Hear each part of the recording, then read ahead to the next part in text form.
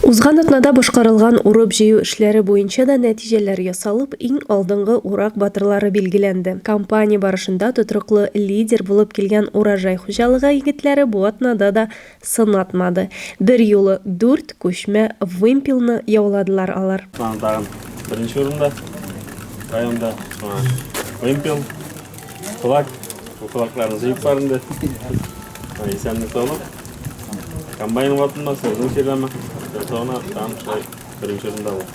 Комбайнчылар арасында беренчелек Дон 1500 комбайны белән эшләүче Рушат Сабиров белән Полесиядә эшләүче Денис Фазлыев кулларында. Үз йөрүшле чапкыч операторлары арасында игеннәрне тезмәләргә салуда иң алдынгысы дип Фәнис Гилмутдинов билгеләнде.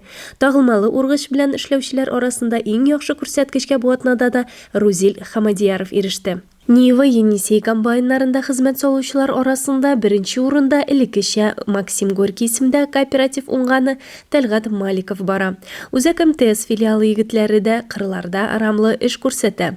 Чит ил комбайннары механизаторлары арасында Фирзар Хабиров, ашлыкны ындыр табагына ташуда эшләгән водительләр арасында Ноэль Хафизов бу атнада лидер исеменә лаек булдылар.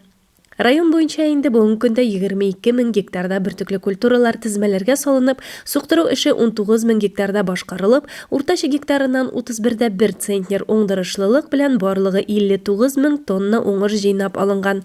Кыр батырларына һава торышының яхшыруын, техникаларының төзек эшләвен, кадерләп үстергән игеннәрен югалтусыз тиз арада җыеп чыгуларын теләп калабыз. Алина Хадимуллина, Илеш телерадиокомпаниясе.